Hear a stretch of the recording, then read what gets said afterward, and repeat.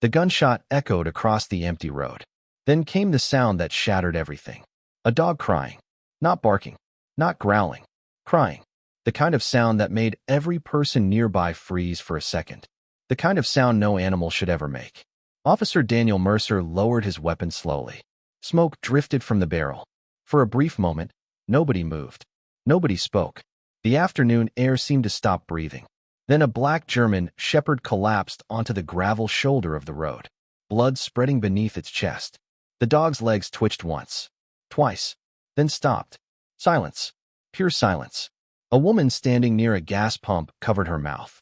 Someone whispered, "Oh my God." The officers ignored her. Their attention was fixed elsewhere, on the man walking toward the dog. Slowly, very slowly.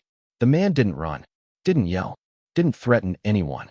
He simply walked, his boots crunching against loose gravel, one step at a time, as though he already knew what he would find. The German shepherd lay motionless now, its leash trailing across the dirt, its brown eyes still open, still staring. The man knelt beside it. Neither officer had seen him before. He looked ordinary, older, heavy-set, maybe in his late 50s. Dark skin weathered by years under the sun, gray stubble along his jaw, faded work shirt, worn jeans. Nothing about him looked dangerous. Nothing about him looked important. Nothing about him looked remarkable. Just another black man from rural Georgia. Or so they thought. The larger officer holstered his weapon. "Sir, your dog charged us." No response. The man continued looking at the animal, his hand resting gently against its neck, feeling for a heartbeat that was no longer there. The officer shifted uncomfortably. "We gave multiple warnings." Still nothing. The silence felt strange now. Heavy. Almost unnatural. Most people would have screamed. Most people would have demanded answers. Most people would have lost control. This man did none of those things. Instead, he carefully closed the dog's eyes. A gesture so small, so gentle, that it made several witnesses look away. The second officer folded his arms. "Sir, do you understand what we're saying?" The man finally looked up. His face showed almost no emotion, which somehow made him more unsettling. Not angry, not shocked, not broken, just quiet. "What was his name?" a woman nearby suddenly asked. Nobody knew why she asked. Maybe because the silence had become unbearable. The man looked down again, then answered softly, "Ranger." The name seemed to hang in the air. Ranger. Not the dog. Not the animal. Ranger. A friend. A companion. Family. The woman lowered her eyes. The officers exchanged a glance. Neither seemed comfortable anymore. Officer Mercer cleared his throat.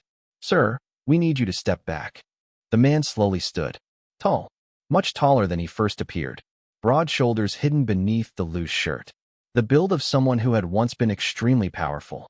Someone who spent years carrying weight. Real weight. The kind that never comes from a gym. His eyes moved from the dead dog to the officers. Then to the patrol vehicle. Then back again. Studying. Calculating. Remembering. The older gas station clerk quietly approached one of the witnesses. "That's Isaiah." The witness frowned. "Who?" "Isaiah Grant." The clerk's voice lowered. "He owns the farm about 10 miles west." The witness nodded slowly, still confused. The name meant nothing to her. The clerk swallowed, then added, "People around here say he used to be military." A few nearby customers glanced toward Isaiah. The man certainly looked capable. But then again, lots of former soldiers lived in Georgia. Nothing unusual about that. Nothing special. Officer Mercer stepped forward. "We're going to need a statement." Isaiah looked at him.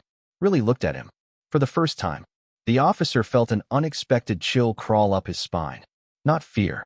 Not exactly. Something else. Something harder to explain. It felt like standing in front of someone who had seen things. Terrible things. The kind that permanently change a person. Isaiah's voice remained calm. Almost gentle. "Did Ranger bite anyone?" The officers hesitated. "No." "Did he attack anyone?" Another pause. "No." Isaiah nodded slowly, as if confirming something he already knew.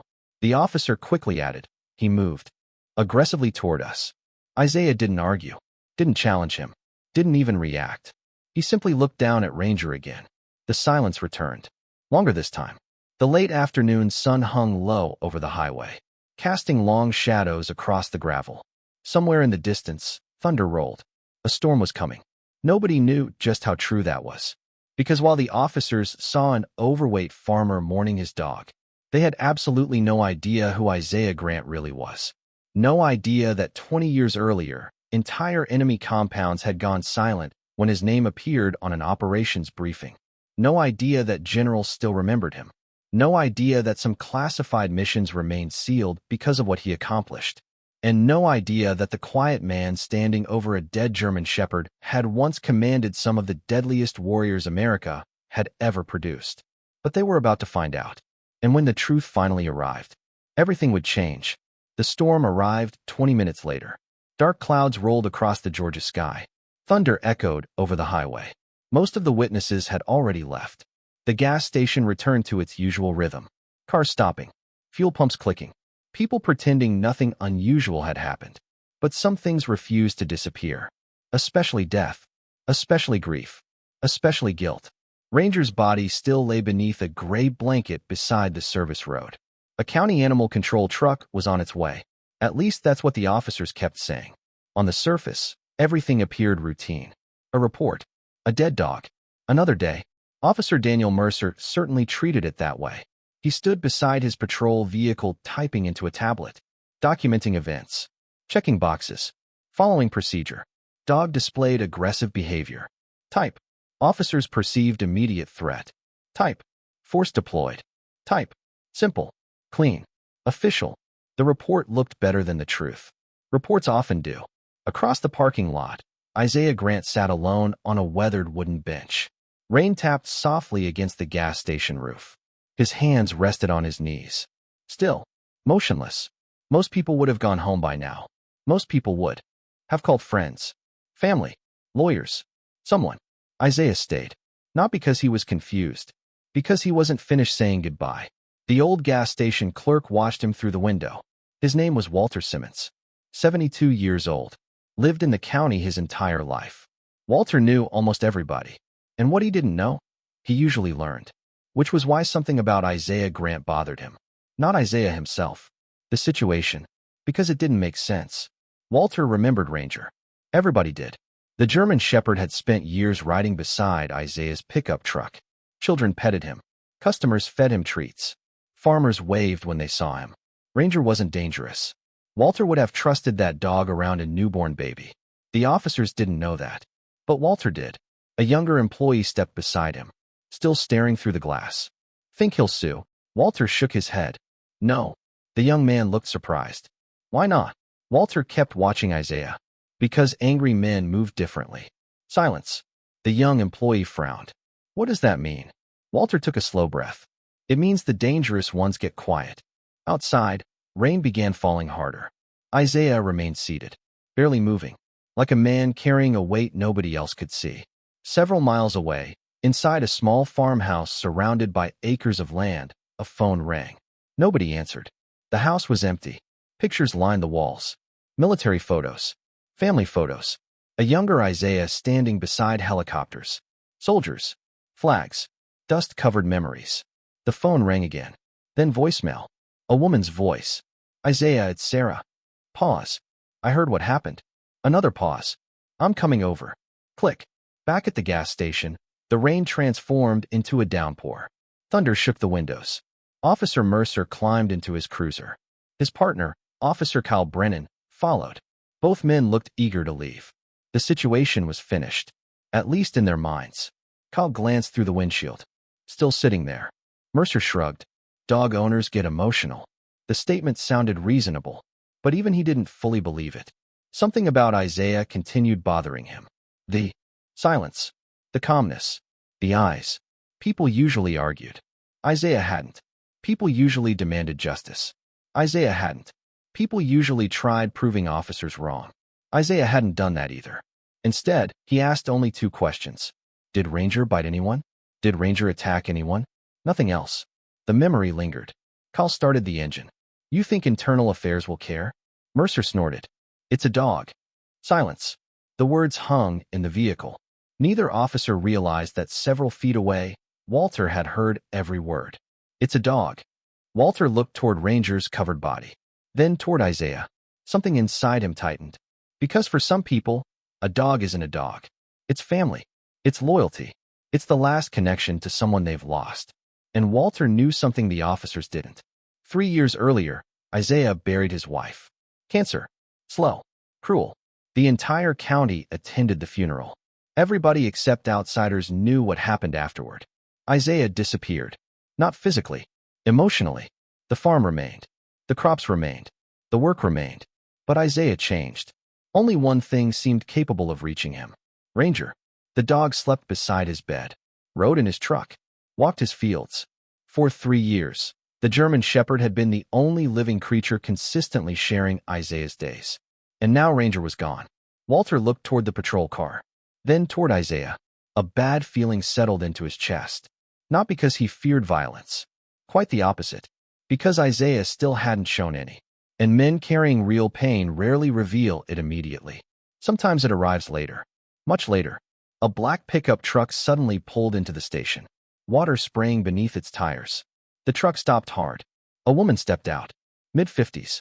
Strong posture. Sharp eyes. Sarah Whitaker. Former Army nurse. Retired. And one of the very few people who knew exactly who Isaiah Grant used to be. She spotted him immediately, sitting alone in the rain. Then she saw the blanket covering Ranger. The color drained from her face. Oh no. She hurried across the parking lot. Isaiah looked up as she approached. For the first time all afternoon, emotion appeared. Not much. Just enough. Sarah stopped beside him. Neither spoke for several seconds. Rain hammered the pavement around them. Finally she whispered, "Is it true?" Isaiah nodded. Silence. Sarah looked toward the officer's departing cruiser, its taillights disappearing down the highway. Then back toward Isaiah. What happened? Isaiah stared at the road. His answer came softly. Almost too softly to hear. They made a mistake. Sarah closed her eyes. Because she knew something those officers did not. Mistakes were dangerous around ordinary men. But around Isaiah Grant, mistakes had a way of becoming history lessons.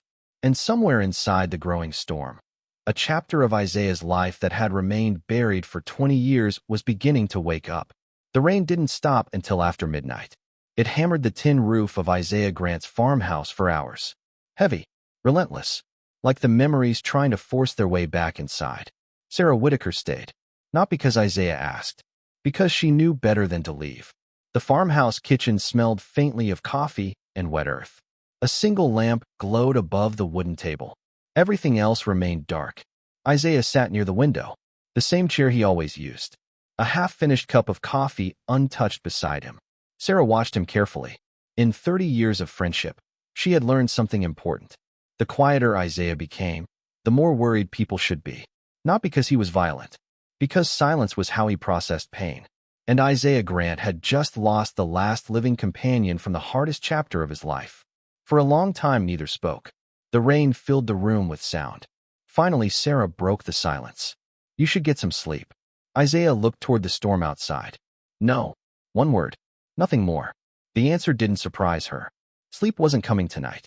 Not after Ranger. Sarah folded her hands around her coffee mug, then carefully asked the question she had avoided all evening. Have you called anyone? Isaiah knew exactly what she meant. Former teammates. Former commanders. Old friends from another life. The answer came immediately. No. Sarah sighed softly. Of course not. Because Isaiah spent 20 years building walls around that life. And tonight those walls were beginning to crack.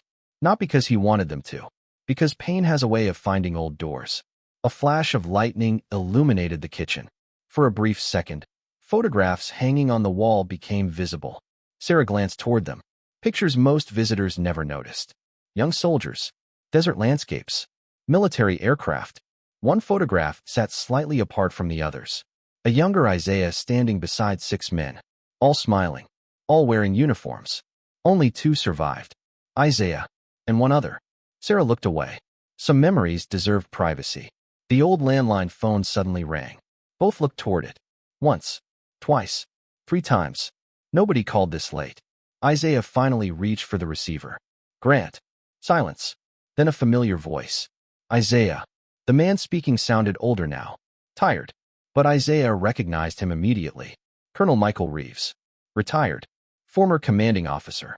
Former friend. A man Isaiah hadn't spoken to in nearly 4 years. The room grew still. How'd you hear? A faint sigh came through the line. People talk. Isaiah almost smiled. No. Not people. Soldiers. Former soldiers. The military had its own invisible network. News traveled quickly, especially unusual news, especially involving men like Isaiah Grant. The colonel's voice lowered. Is it true? Isaiah looked toward the dark window. Yes. Silence followed. Long silence. Then, I'm sorry. Simple words. Honest words. The kind soldiers rarely say unless they mean them. Isaiah nodded slightly, though the colonel couldn't see it. Another pause. Then Reeves asked quietly, "What are you going to do?" The question lingered. Sarah watched carefully, because everyone who truly knew Isaiah eventually asked the same thing. "What are you going to do?"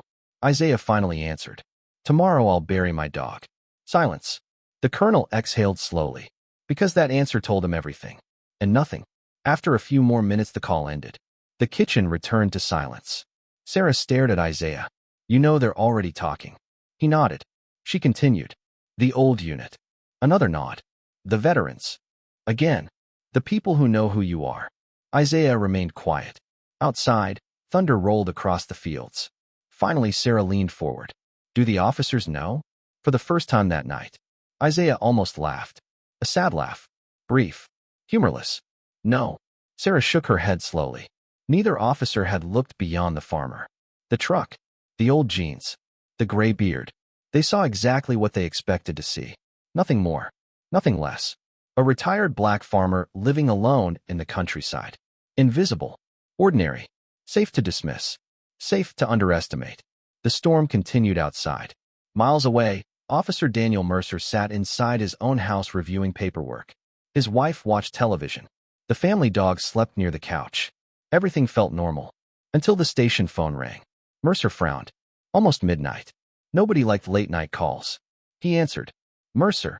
The voice on the other end sounded irritated. "Why am I getting calls about a dead dog?" Mercer straightened slightly. "Captain Howard Briggs." His supervisor. Mercer exchanged a confused glance with his wife. "Sir." The captain sounded annoyed.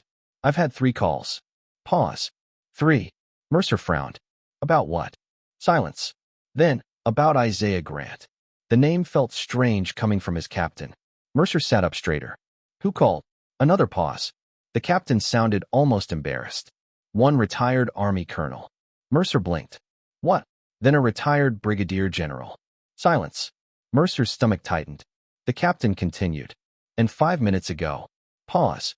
"A senator's office." The room suddenly felt different. Mercer's wife muted the television. The officer slowly stood. "What does a senator have to do with a dead dog?" Silence. The captain's answer came slowly. Carefully. "That's exactly what I'd like to know." The call ended moments later. Mercer remained standing in the middle of his living room. The family dog slept peacefully beside the couch. For the first time all day, something felt wrong. Very wrong.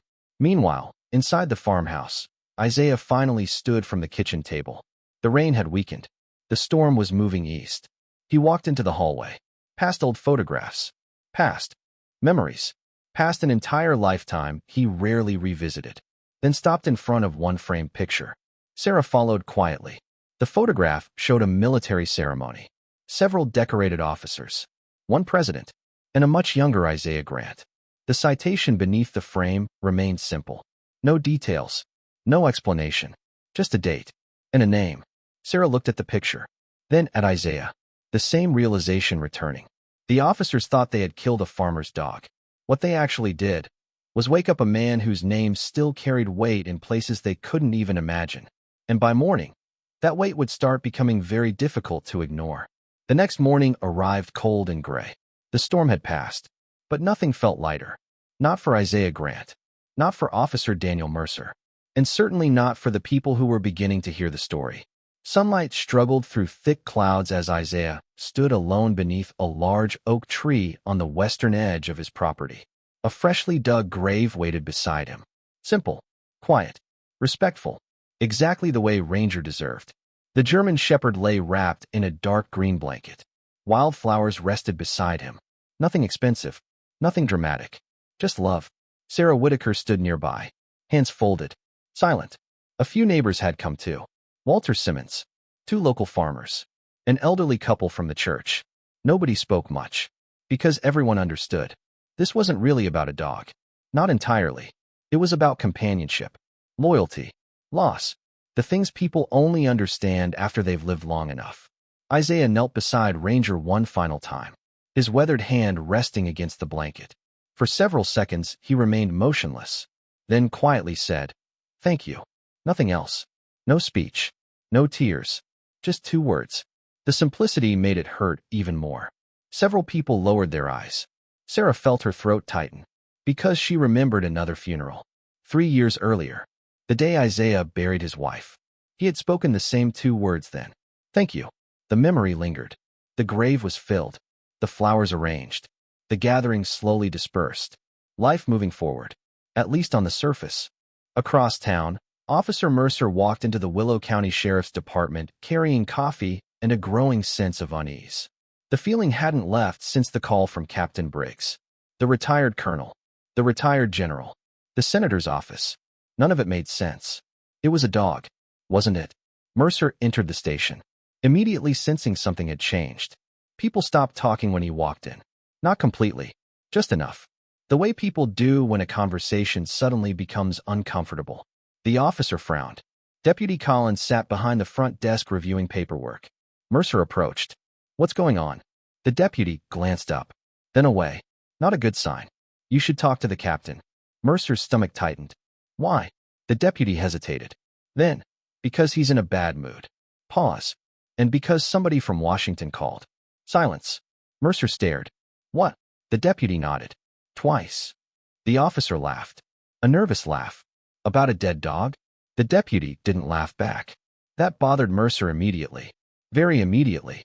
Inside Captain Briggs' office, the mood wasn't any better. The captain stood near the window, arms crossed, jaw tight. Several folders sat on his desk. A phone rested beside them. Mercer knocked. "You wanted to see me?" The captain turned slowly.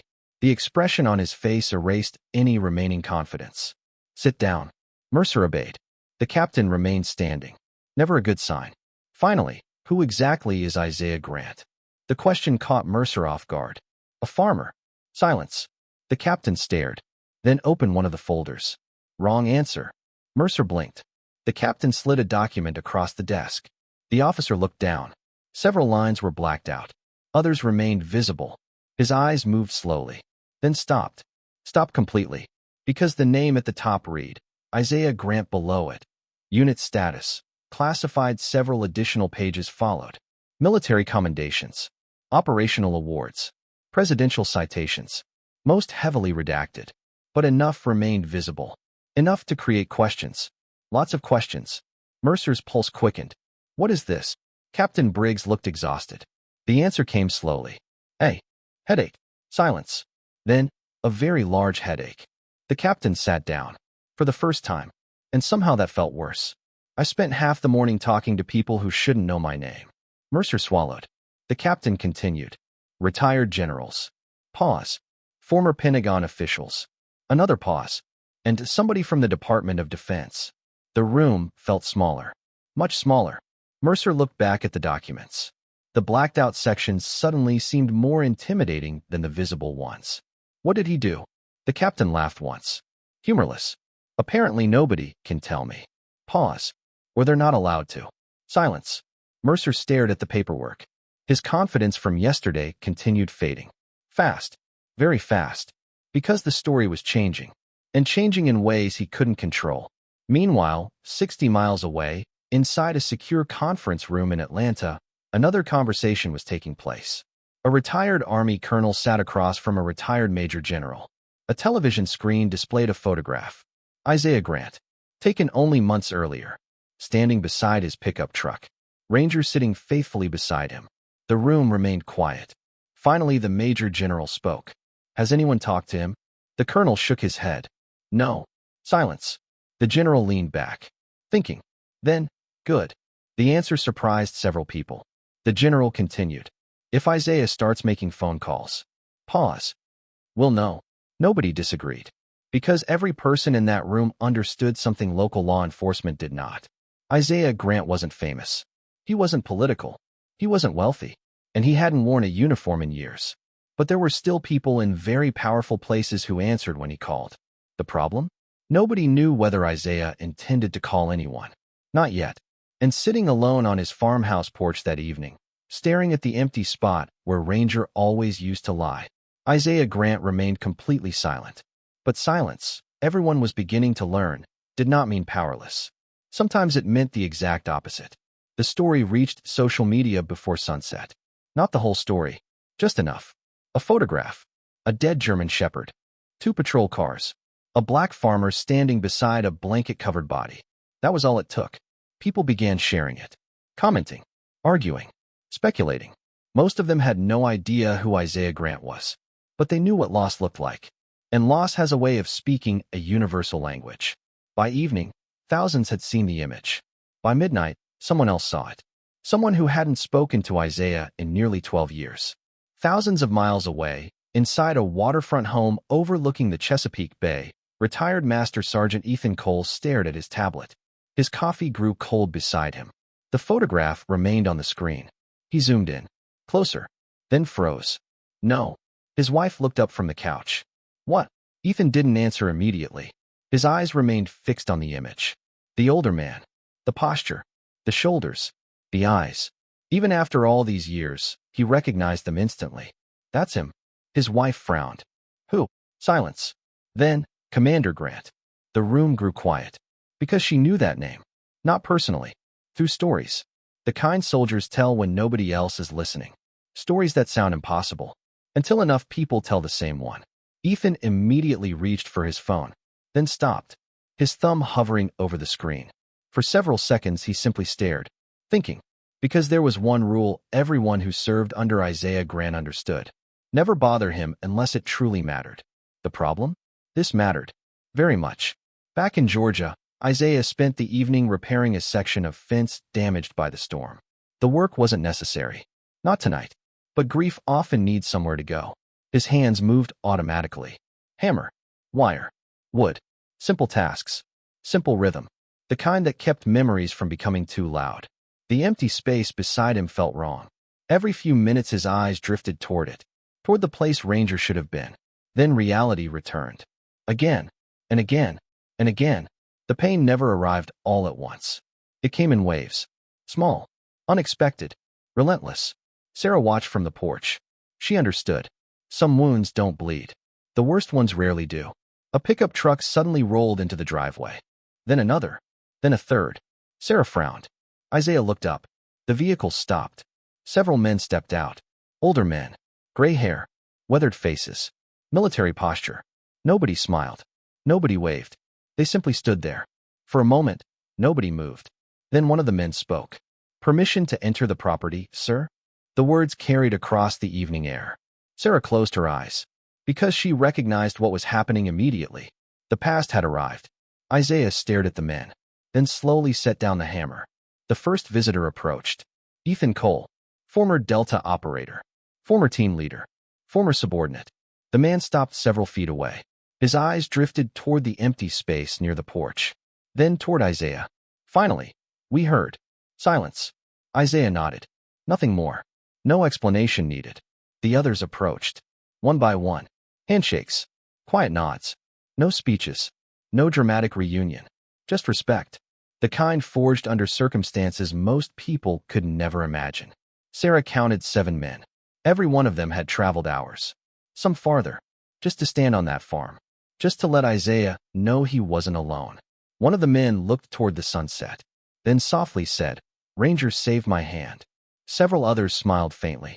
The memory surfaced instantly. Years earlier. A training accident. A venomous snake. A warning bark. Ranger had seen danger first. The story triggered others. Different years. Different moments. Ranger riding in trucks. Sleeping beside campfires. Greeting veterans who struggled with nightmares. The dog had touched more lives than anyone realized. For nearly an hour, the men shared stories. Not about war. About Ranger. And for the first time since the shooting, Isaiah smiled. Only briefly. But it happened. Sarah noticed. So did everyone else. Meanwhile, inside the Willow County Sheriff's Department, Captain Briggs wasn't smiling. Not even close. A new folder sat on his desk. Thicker than the first. Much thicker. The captain opened it. Then immediately wished he hadn't. Photographs. Commendations. Official correspondence. Letters from people whose names appeared in history books. One page contained a list of military decorations. The captain stopped reading halfway through because it felt absurd, almost unbelievable. A knock interrupted him. Officer Mercer entered. The captain slid the folder closed. Too late. Mercer had already seen enough. The captain looked exhausted. How bad is it? Silence. Then Briggs answered honestly. Worse than yesterday. Mercer sat down, his stomach tightening. The captain rubbed his eyes, then quietly said, Do you know how many people have contacted this department in 24 hours? Mercer shook his head. The answer came slowly. 23. Silence. Retired military. Pause. Former government officials. Pause. People with influence. The room felt smaller again. Much smaller. Then Captain Briggs delivered the sentence that changed everything. The sentence neither officer expected. The sentence that made Mercer's blood run cold. He hasn't made a single phone call. Silence. Pure silence. Because suddenly both men understood the same thing. None of this was happening because Isaiah Grant was asking for help. It was happening because people were finding out on their own. And if this many powerful people were reacting without being asked, neither officer wanted to imagine what would happen if Isaiah Grant ever decided to speak. The first television crew arrived 2 days later. Not because of Ranger. Not anymore. The story had grown beyond that. Far beyond that. A local reporter stood beside the same gas station where everything began. A cameraman adjusted his lens. Passing cars slowed down. People watched. The reporter looked directly into the camera. What began as a controversial police shooting involving a family dog has now attracted attention from military veterans and former government officials across the country. Simple words. But inside the Willow County Sheriff's Department, those words landed like a hammer. Captain Briggs turned off the television. Immediately, the silence that followed felt heavy. Officer Daniel Mercer sat across from him. Arms folded, jaw tight. Neither man looked comfortable, because neither man recognized their situation anymore. 3 days earlier, they thought they were writing a routine report. Now reporters were calling. Veterans were arriving. And someone from a national news network had left 3 voicemails. None of it made sense. At least not yet. The captain opened another folder. The third folder. The largest one so far. Mercer's eyes followed it immediately. What now? Captain Briggs sighed. I got another call. Silence. Mercer already hated that sentence. From who? The captain hesitated. Then, a former Secretary of Defense. The room froze. Not metaphorically. Actually froze. Mercer stared, waiting for the punchline. It never came. You're kidding. I'm not. The captain rubbed his forehead. The stress was becoming visible now. Sleep-deprived eyes. Tight shoulders. Shorter temper. The man asked one question. Pause. What happened to Isaiah Grant? Silence. Mercer looked away, because suddenly the situation felt much larger than either of them. Much larger than the department. Much larger than the county. Meanwhile, 20 miles outside town, Isaiah Grant was doing something remarkably ordinary. He was feeding cattle. The morning sun stretched across the fields. Mist drifted over the grass. Birds moved through the trees. Life continued, as if none of the attention existed. A feed bucket rested in one hand. His boots sank into damp soil. Routine. Simple. Predictable. The way Isaiah preferred it. A black SUV rolled slowly up the dirt road. Then another. Isaiah noticed immediately. People like him always noticed vehicles. Always noticed exits. Always noticed movement. Some habits never disappear. The SUVs stopped near the barn. Several men stepped out. Not veterans this time. Government. The posture gave it away. The clothes. The expressions. One of them approached carefully. Not afraid. Respectful. Very respectful. Mr. Grant. Isaiah nodded. The man extended his hand. David Monroe. Isaiah shook it once. Firmly. The visitor glanced around the farm. Then toward the fields. Then back toward Isaiah. Almost as if confirming something. Finally, beautiful property. Isaiah nodded again. Thank you. The visitor smiled faintly. Then came the real reason for the visit. We were hoping to talk. Silence. Isaiah waited. The man continued. About what? Happened. The answer came immediately. No. The visitor blinked. Clearly not expecting that. Most people would have welcomed the attention. The support. The influence. Isaiah did not. David Monroe glanced toward his colleagues. Then back. Sir, there are people who would like to help. Another pause. Isaiah's expression never changed. I didn't ask for help. Silence. The statement landed harder than intended. Because it was true. Every call, every visitor, every inquiry. None of it came from Isaiah. People simply kept showing up. The government official nodded slowly, then asked a question. One question. The same question everyone eventually asked. What exactly did you do in the military? For the first time, Isaiah looked amused. Not much. Just enough. The faint smile disappeared almost immediately. Then he returned to feeding cattle. Conversation over. The officials exchanged confused looks. Because nobody had traveled hundreds of miles expecting to learn nothing. Yet somehow, that was exactly what happened. Back at the sheriff's department, another problem was developing. A much more personal one. Officer Kyle Brennan sat alone at his desk staring at his computer screen. The patrol camera footage played again. And again. And again. The same moment. Ranger. The dog. The movement. The gunshot. Kyle leaned closer. Then rewound. Again. Something bothered him. Something he couldn't ignore anymore. The video restarted. This time he watched carefully. Very carefully. Frame by frame. His pulse quickened. Because the version he remembered wasn't matching the footage. The dog wasn't charging. Not exactly. Kyle froze the image. Ranger stood several feet away. Tail low. Body tense. But not attacking. Not lunging. Not biting. The realization hit hard. Very hard. Kyle sat back in his chair. A cold feeling settling into his stomach. Because suddenly a possibility appeared. A terrible possibility. One he hadn't allowed himself to consider before. Maybe Ranger wasn't a threat. Maybe Ranger never was. The office suddenly felt smaller. Much smaller. Because if that was true, everything changed. Absolutely everything. Outside, rain clouds gathered again over Willow County. Another storm approaching. And for the first time since the shooting, the danger facing Officer Mercer and Kyle Brennan wasn't coming from Isaiah Grant. It was coming from the truth. And the truth was beginning to move. The patrol footage changed everything. Not publicly. Not yet. But inside the Willow County Sheriff's Department, the atmosphere shifted overnight. People felt it. Even before they knew why. The building seemed quieter. Conversations stopped when supervisors walked by. Deputies lowered their voices. Doors closed more often. Nobody said it aloud. But everyone sensed trouble. Serious trouble. Officer Kyle Brennan hadn't slept. Not really. The footage kept replaying in his mind. Frame after frame. Second after second. Rangers standing near the roadside. Alert. Protective. But not attacking. Not charging. Not doing what Kyle remembered. Or what he told himself he remembered. The distinction mattered. A lot. At 4:30 in the morning, he finally gave up on sleep. By 6, he was back at the station. Alone. The patrol room lights hummed softly overhead. Coffee brewed somewhere in the background. Rain tapped against the windows. Kyle sat in front of the monitor. Again. The footage played. Pause. Rewind. Play. Pause. His stomach tightened. Because no matter how many times he watched, the results stayed the same. The dog never lunged. The dog never bit. The dog never made contact. Kyle leaned back slowly. For the first time since becoming a police officer, he wasn't worried about public opinion. He wasn't worried about media coverage. He wasn't worried about Isaiah Grant. He was worried about the truth. And the truth looked different than the report. Much different. Across the building, Captain Briggs entered his office carrying a thick envelope. No return address. No explanation. Only one name. Isaiah Grant. The captain stared at it for several seconds.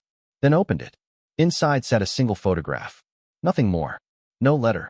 No message. Just a photograph. The image looked old. Very old. Faded around the edges. Several soldiers stood beside a helicopter. Dust everywhere. Desert terrain. One of the men stood in the center. Young. Athletic. Focused. Isaiah. Captain Briggs recognized him immediately. But that wasn't what caught his attention. What caught his attention was the man standing beside him. Because Briggs recognized that face too. Not personally. From history books. News broadcasts. Military documentaries. A former chairman of the Joint Chiefs. The captain stared. Then looked again. Then a third time. The photograph suddenly felt heavier than paper should feel. Very heavy. A knock interrupted him. Officer Mercer entered. The captain silently slid the photograph across the desk. Mercer glanced down. Then frowned. What's this? The captain didn't answer immediately.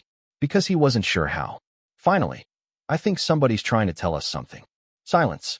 Mercer picked up the photograph. His confidence from earlier in the week was gone now. Completely gone. Every day seemed to reveal another layer. Another surprise. Another reason to regret what happened. The officer studied Isaiah's younger face, then quietly asked, "Who was he?" Captain Briggs looked out the window. The answer came slowly. "I don't think we've even started finding out." Meanwhile, 40 miles away, Isaiah Grant sat beneath the covered porch of his farmhouse. A cup of coffee rested beside him, steam drifting upward into the cool morning air. The rocking chair creaked softly. The farm remained quiet, peaceful, at least on the surface. Several cattle grazed near the fence line. Birds moved through the trees. The world continued.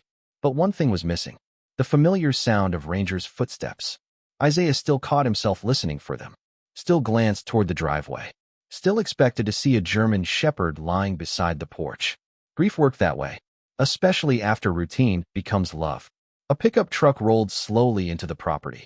Isaiah recognized it immediately. Ethan Cole. Again. The retired operator stepped out carrying a cardboard box. Nothing fancy, just a plain box. He approached quietly. "Morning." Isaiah nodded. "Morning." Ethan handed him the box. Isaiah looked down. Inside were dozens of photographs. Old photographs. Pictures spanning nearly 20 years. Training exercises. Military. Ceremonies. Team gatherings. Barbecues. Deployments. And Ranger. In almost every one. Isaiah stared silently. One photograph showed Ranger sleeping beside a campfire. Another showed him sitting inside a helicopter. One showed a younger Isaiah laughing. Actually laughing. The sight felt unfamiliar now. Ethan sat beside him. Neither spoke. For several minutes, they simply looked through the photographs. Memory after memory. Finally, Ethan broke the silence. "People are talking." Isaiah nodded. "I know." Another pause. Then Ethan asked the question everyone seemed determined to ask. "What are you going to do?" The answer arrived immediately. "Nothing." Ethan smiled faintly, because somehow he expected that. The retired operator looked toward the fields, then quietly said, "They don't deserve that kindness." Silence. Isaiah stared at one photograph. Ranger, covered in mud. Happy. Alive. Then he answered. Not angry. Not emotional. Just honest. "This isn't about what they deserve." The words lingered. Ethan looked at him, waiting. Isaiah finally continued. "It's about who I want to be." Silence. Pure silence.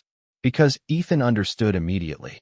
After everything Isaiah had seen, everything he'd done, everything he'd survived, the most impressive thing about him was never his military record. It was restraint. Back at the sheriff's department, Officer Kyle Brennan finally made a decision. The hardest decision of his career. He stood, picked up a flash drive, and walked toward Captain Briggs' office. The footage rested inside that drive. The real footage. Not edited. Not summarized. The truth. And as Kyle approached the office door, his hands trembled slightly. Because he knew exactly what would happen next. Once the truth starts moving, it becomes almost impossible to stop. And for the first time since Ranger died, the story was no longer about what happened on that roadside. It was becoming about what happened afterward. And that was far more dangerous. The flash drive sat on Captain Briggs' desk for almost 10 minutes before anyone touched it. Not because they forgot. Because they knew. Everyone knew. Once they opened it, there would be no going back. The truth has a strange weight. Sometimes people spend their entire lives searching for it. Other times, they delay opening a file because they're afraid of what it might contain. Captain Briggs finally reached for the drive. Officer Kyle Brennan sat across from him. Silent. Tense. The captain plugged it into his computer. The screen flickered. A video file appeared. Body camera footage. The room became completely quiet. The captain pressed play. The footage began. Roadside. Gas station. Afternoon sunlight. Routine traffic stop. Everything looked ordinary. At first, the officers watched carefully. Then came Ranger. The German shepherd appeared at the edge of the frame. Alert. Protective. Watching. Nothing unusual. The captain leaned closer. The video continued. Ranger moved. Several feet. No more. Then stopped. The captain paused the footage. Rewound. Played it again. And again. And again. The result never changed. The dog never charged. The dog never attacked. The dog never became an immediate threat. The room felt smaller. Much smaller. Captain Briggs removed his glasses. Then quietly asked, "Is there another angle?" Kyle nodded. Dash cam. The second video loaded. Silence. More silence. Then confirmation. Absolute confirmation. The footage matched. Every frame. Every movement. Every second. The captain closed his eyes. Because now there were no questions left. Only consequences. Officer Mercer stood near the wall. He hadn't spoken for nearly 5 minutes. Not because he had nothing to say. Because he couldn't find words. The captain finally looked up. His voice sounded older. Tell me exactly what happened. Nobody moved. Kyle swallowed. Then began talking. Not as an officer. As a man carrying guilt. The story came slowly. Fear. Assumptions. Bad judgment. Adrenaline. The pieces sounded ugly when spoken aloud. Much uglier than they looked on paper. And when Kyle finished, nobody defended anything. Nobody tried. There was nothing left to defend. Meanwhile, news continued spreading. The story had escaped the county. Escaped the state. Veteran organizations began sharing it. Military forums discussed it. Former operators called one another. Not because Isaiah was demanding action. Because they remembered. They remembered who he was. More importantly, they remembered who he wasn't. Isaiah Grant wasn't the type of man who complained. Wasn't the type who chased cameras. Wasn't the type who weaponized influence. Which somehow made people care even more. At a veterans organization headquarters outside Washington, D.C., several retired service members gathered around a conference table. One photograph sat in the center. Isaiah and Ranger. Nobody touched it. For a while, nobody spoke. Then one retired command sergeant major finally broke the silence. How many lives do you think that man saved? Nobody answered immediately. Because the number was impossible to calculate. 1 mission. 2 missions. 20 missions. Entire careers existed because Isaiah Grant survived his own. Finally, another veteran shook his head. More than we'll ever know. Silence followed. Respectful silence. The kind earned. Back in Georgia, Isaiah spent the afternoon repairing an old barn door. The media had started calling. Reporters left messages. Television producers sent requests. Some even drove to the property. Isaiah ignored everyone. The unanswered voicemails continued piling up. Sarah noticed. You know they're not going away. Isaiah tightened a bolt. No. Simple answer. Simple truth. Sarah leaned against the barn wall, watching him work, then quietly asked, "What if they apologize?" The question lingered. Isaiah continued working. Several seconds passed. Then, "That won't bring Ranger back." Sarah nodded slowly. Because that answer wasn't angry. It wasn't bitter. It was honest. Painfully honest. A truck approached the property. Not media. Not government. Different. A county vehicle. Sarah frowned immediately. Isaiah looked up. The vehicle stopped near the driveway. Captain Briggs stepped out. Alone. No reporters. No officers. No lawyers. Just him. The captain stood beside the truck for several seconds. Almost as if reconsidering the decision. Then he started walking. Slowly. Respectfully. Sarah watched carefully. Isaiah remained still. The captain stopped several feet away. Close enough to speak. Far enough to show respect. Nobody said anything. The wind moved through the trees. The old barn creaked softly. Finally, Captain Briggs broke the silence. I watched the footage. Isaiah looked at him. Nothing more. Just looked. The captain continued. His voice quieter than usual. We were wrong. Silence. Pure silence. No excuses. No explanations. No attempt to soften the words. Just accountability. For a moment, Sarah thought Isaiah might respond. He didn't.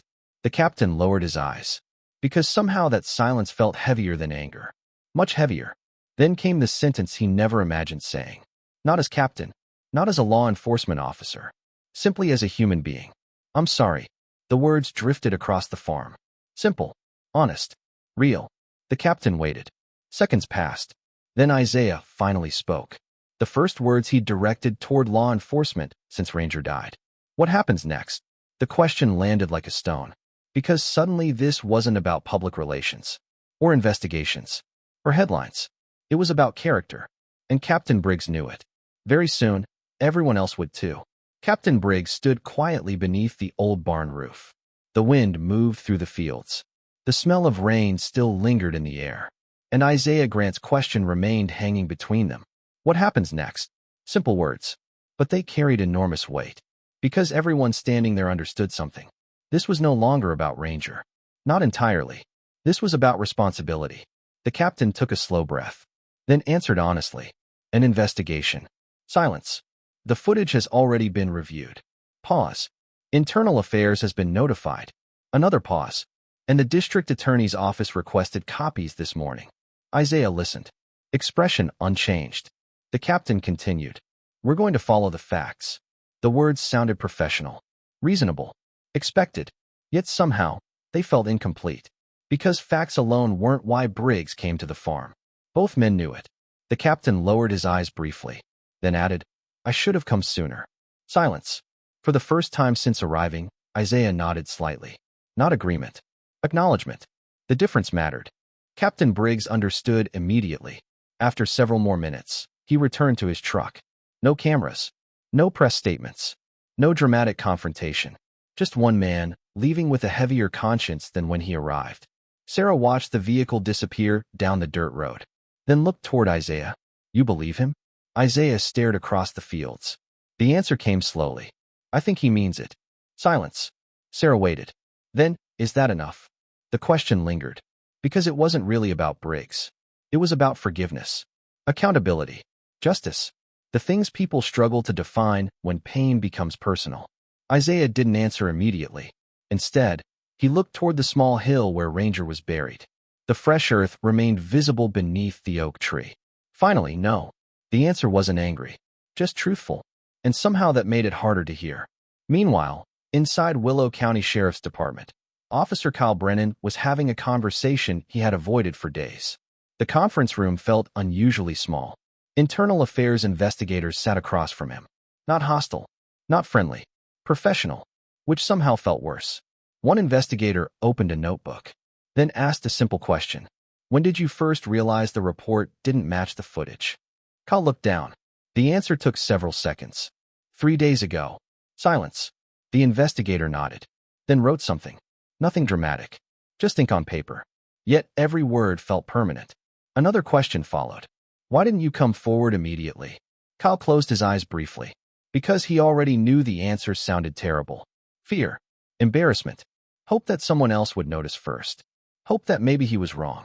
The investigator listened carefully, then asked no further questions. Because sometimes people provide their own indictment. Elsewhere in the building, Officer Daniel Mercer sat alone. Nobody had placed him on suspension. Not yet. Nobody had accused him of misconduct. Not officially. Yet the isolation had already begun. Conversations ended when he approached. Deputies avoided eye contact. Nobody wanted to discuss the case anymore. Because everyone knew where the facts were leading. Mercer stared at a photograph lying on his desk. Ranger. Taken from a social media page. The German Shepherd sat beside a fence line, tongue hanging out, looking happy, looking harmless. The image hurt, much more than Mercer expected, because now he couldn't stop seeing it. Couldn't stop imagining what Isaiah saw that afternoon. Couldn't stop replaying the gunshot. Again, and again, and again. His phone suddenly vibrated. The caller ID surprised him. His father, retired police officer. Mercer answered. Hey. Silence. Then, I saw the story. The words landed immediately. No greeting. No small talk. Just truth. Mercer leaned back. Of course he had. Everyone had. The older man spoke again. Is it bad? Silence. For several seconds Mercer couldn't answer. Then finally, yeah. The honesty surprised even him. His father remained quiet. Then softly asked, did you make a mistake? The question sounded different coming from him. Not accusatory. Not defensive. Just direct. Mercer looked at Ranger's photograph, then answered, yes. The silence that followed felt strangely important, because it was the first time he said it aloud. Not a misunderstanding. Not a procedural issue. A mistake. A real one. His father exhaled slowly, then offered advice Mercer would remember for years. Son. Pause. The public can forgive mistakes. Another pause. They rarely forgive dishonesty. Silence. Then the call ended. Mercer remained staring at the desk, the words settling deeper than he expected. Far away, another conversation was taking place. Inside a secure military office outside Washington, several retired senior officers reviewed documents. Most of the pages concerned Isaiah Grant. Not investigations. Not classified missions. Character references. Letters. Recommendations. Stories. One retired general closed a folder, then quietly said, 25 years. Silence. Nobody interrupted. The general continued. 25 years of service. Pause. 25 years of protecting people. Another pause. And now the whole country knows his name because somebody shot his dog. The room fell silent. Not because anyone disagreed. Because the tragedy felt painfully accurate. Back on the farm, the sun began setting behind the fields. Golden light stretched across the property. Long shadows covered the grass. Isaiah sat alone on the porch. One empty chair beside him. The same empty chair Ranger always claimed. For several minutes, he simply watched the horizon. Thinking. Remembering. Breathing. Then his phone rang. Unknown number. Isaiah almost ignored it. Almost.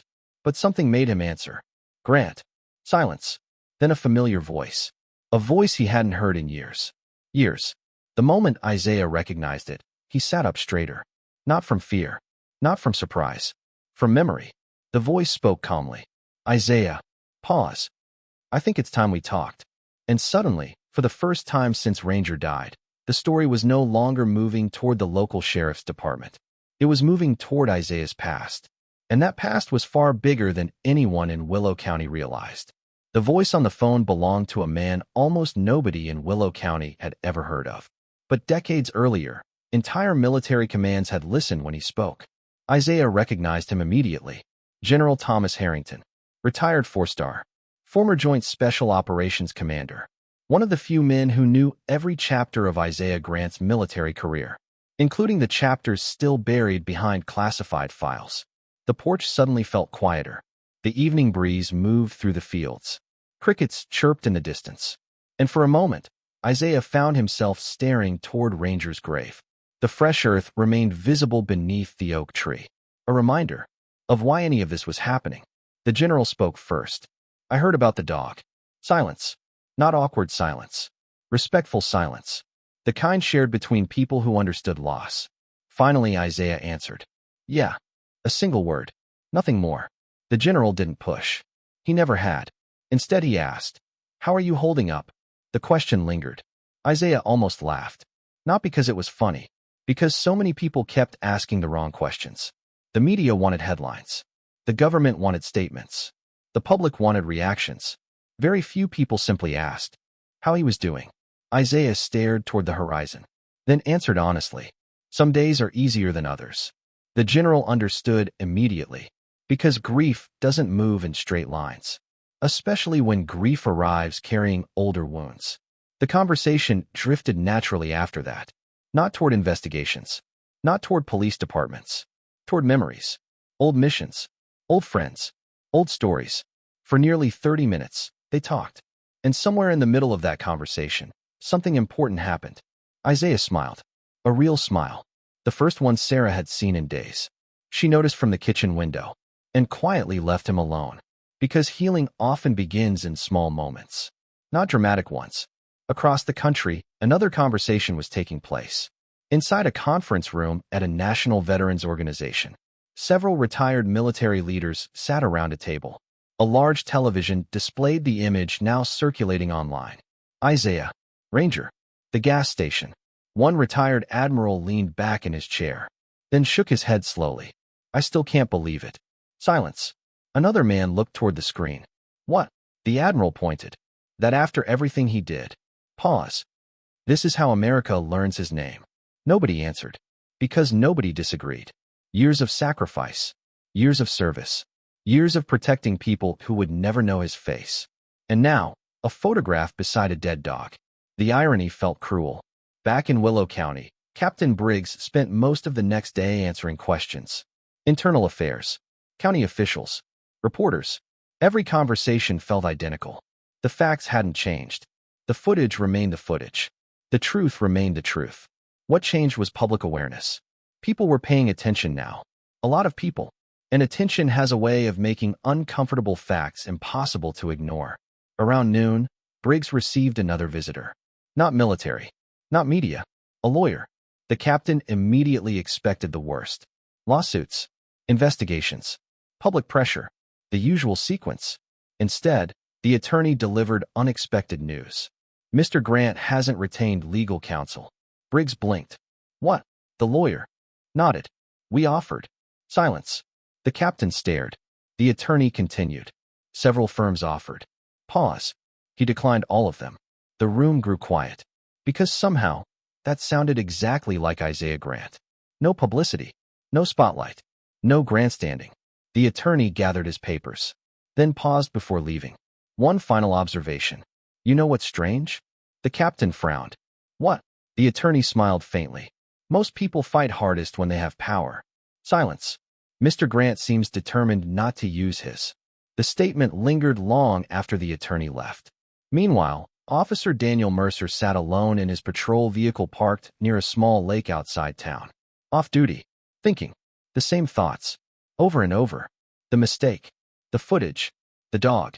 And now Isaiah. A man Mercer realized he knew absolutely nothing about. Not really. The officer pulled out his phone. Opened an internet search. Typed. Isaiah Grant. The results surprised him.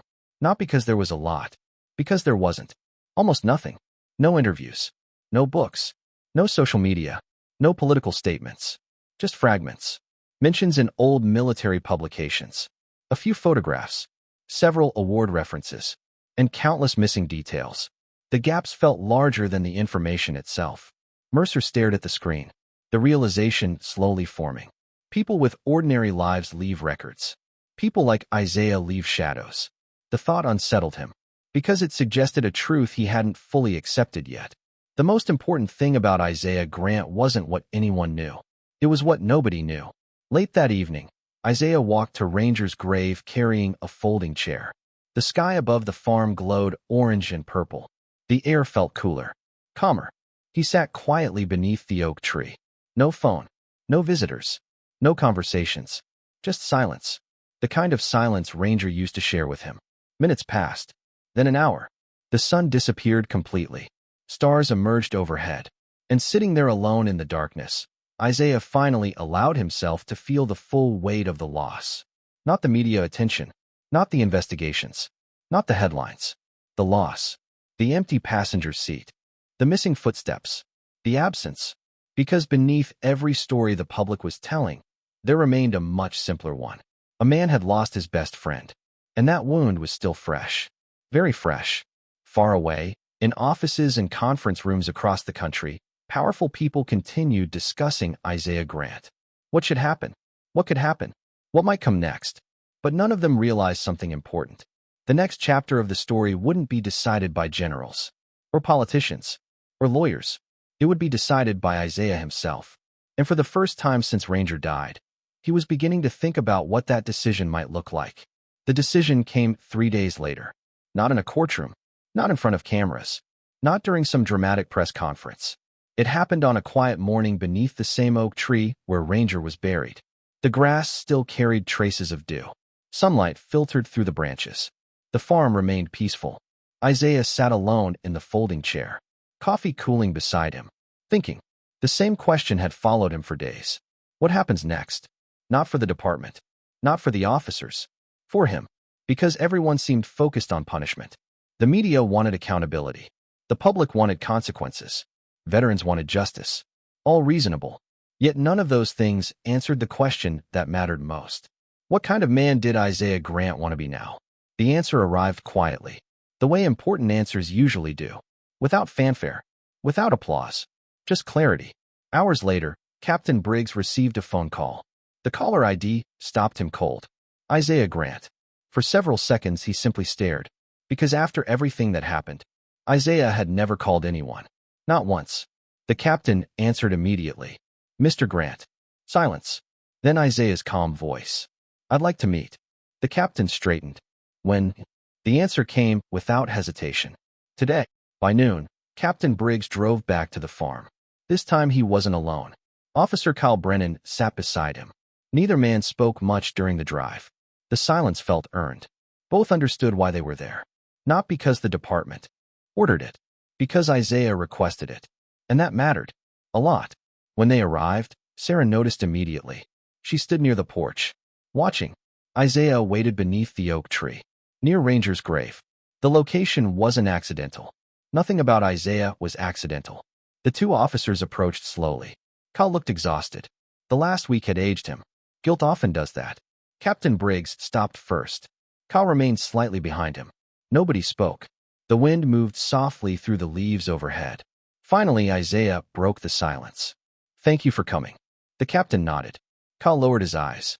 The younger officer struggled to look at the grave, because every time he did, he remembered the footage, the truth, the mistake.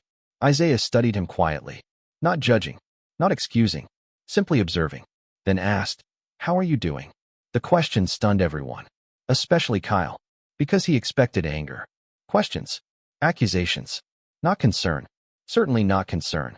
Kyle looked confused, then embarrassed, then honest. "Not very well." The answer slipped out before he could stop it. Silence followed. Real silence. The kind people can't fake. Isaiah nodded slowly, because he already knew. Guilt leaves fingerprints. And Kyle carried them everywhere now. The officer swallowed hard, then finally said the words he should have said sooner. Much sooner. "I'm sorry." His voice cracked. Just slightly. "Enough." The captain looked away, giving him privacy, giving him dignity. Kyle continued. "I watched the footage." Pause. "I know what happened." Another pause. "And I know what didn't happen." The words hurt to say, but not saying them hurt more. Isaiah listened. Quietly. Patiently. When Kyle finished, the farm fell silent again. Birds moved through the trees. The breeze shifted. The world continued. Finally, Isaiah spoke. The answer surprised everyone, including Sarah. "I forgive you." Nobody moved. Nobody breathed. Because forgiveness wasn't what they expected. Not after the headlines. Not after the attention. Not after the loss. Kyle stared, certain he misheard. "You what?" Isaiah looked toward Ranger's grave, then back. "I forgive you." The officer's eyes filled. Immediately. Not because forgiveness erased anything. It didn't. Ranger was still gone. The pain remained. The mistake remained. But forgiveness changed something else. The future. Kyle lowered his head, unable to speak. For several seconds, nobody said a word. Then Captain Briggs quietly asked, "Why?" The question carried no challenge, only curiosity. Isaiah considered it carefully, then answered, "Because the truth deserved precision. If I spend the rest of my life carrying anger." Pause. "Then I lose more than a dog." Silence. The sentence landed heavily, because everyone understood. The officers, Sarah, even the captain. Isaiah continued, "Ranger gave me loyalty." Pause. "He wouldn't want me to become bitter." The wind moved through the oak branches. Sunlight touched the fresh earth beneath them. And for a moment, the entire farm seemed still. Very still. Captain Briggs looked toward the grave, then toward Isaiah, the realization finally arriving. All week people talked about Isaiah's military record, his medals, his service, his reputation. But none of those things were the most impressive thing about him. Not even close. The most impressive thing stood right in front of them. A man with every reason to hate, choosing not to. Later that afternoon, as the officers prepared to leave, Isaiah stopped Kyle one final time. The younger man turned, still carrying guilt, still carrying shame. Isaiah offered a small photograph. Kyle looked down. Ranger, sitting beside a tractor. Happy, alive. The officer stared, confused. Isaiah's voice remained gentle. "Keep it." Silence. Kyle looked up. "Why?" A faint smile appeared. The first genuine smile in days. "Because forgetting isn't the same thing as learning." The words followed Kyle all the way back to town. And as the patrol vehicle disappeared down the road, Isaiah returned to the oak tree. Returned to Ranger. Returned to the silence. But for the first time since that gunshot echoed across the roadside, something inside him felt lighter. Not healed. Not completely. But lighter. And sometimes, that's where healing begins. Several months later, most people had moved on. That's what people do. News fades. Headlines disappear. Attention drifts elsewhere. The television crews stopped calling. The reporters found new stories. The internet found new arguments. Life continued. But some things remained. The oak tree. The farmhouse. The empty space beside the porch. And Ranger. Not physically. In memory. Everywhere. The seasons began changing. Summer slowly gave way to autumn.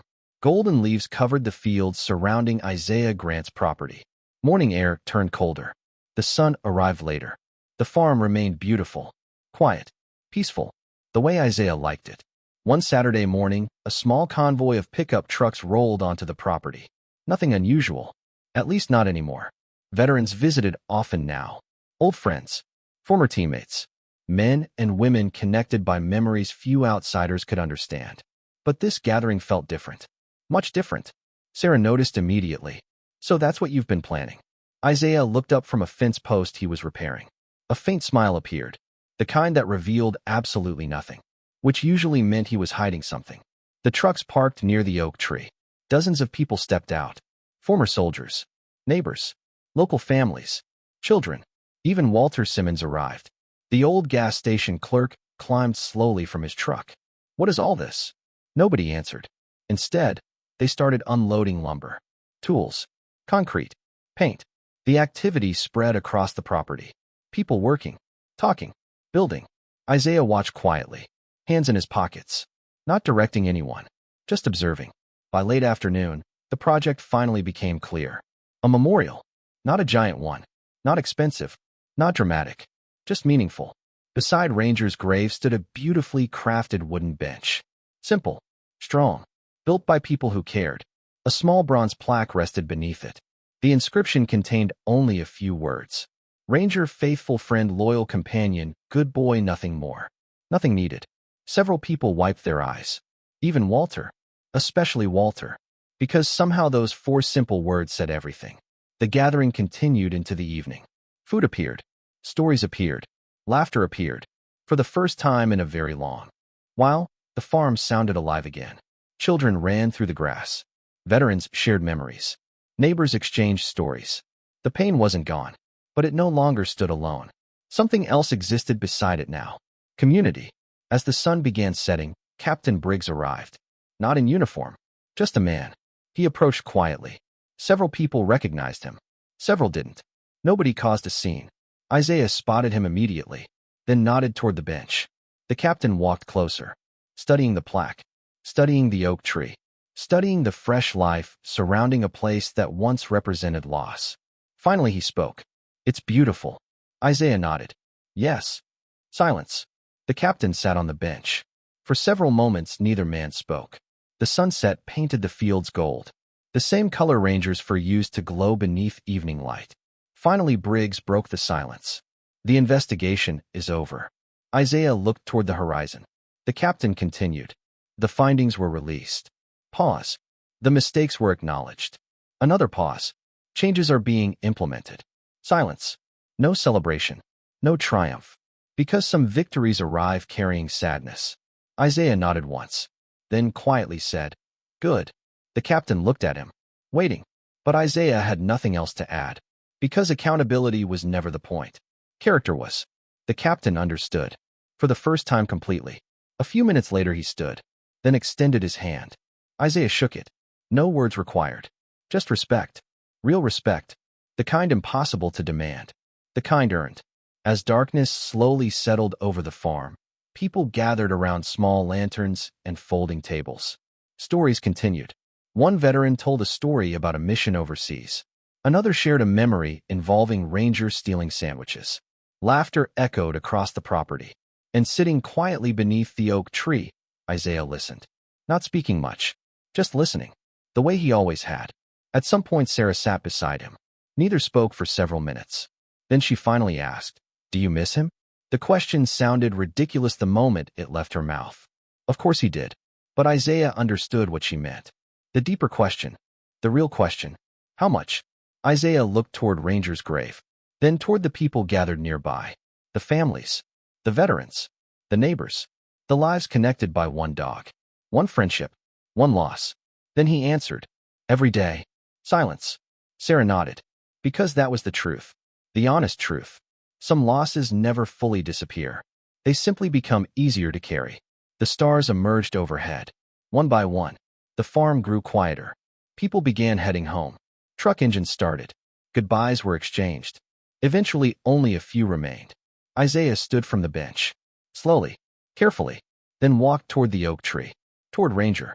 The night air felt cool against his skin. He stopped beside the grave, hands resting in his pockets. Looking upward. For several seconds he said nothing. Then softly spoke the same words he spoke months earlier. The same words he spoke when he buried his wife. The same words he spoke when he buried Ranger. Thank you. Simple. Honest. Complete. Behind him, laughter still drifted faintly through the darkness. life continuing, healing continuing. And beneath the oak tree stood a man the world believed was extraordinary because of the battles he survived. But they were wrong. His greatest victory wasn't earned on a battlefield. It wasn't a medal. It wasn't a rank. It wasn't a classified mission. It was something far harder. He lost his best friend. He was given every reason to hate, every reason to seek revenge, every reason to let bitterness win. And he chose grace instead, because strength isn't measured by how much pain a person can inflict. It's measured by how much pain they can carry without losing their humanity. And that was the hidden greatness of Isaiah Grant. If this story touched your heart, leave a like and tell us where you're watching from. Because sometimes the strongest people in the world aren't remembered for the battles they fought. They're remembered for the kindness they chose when they had every reason not to. Top of form, bottom of form, top of form, bottom of form, top of form, bottom of form.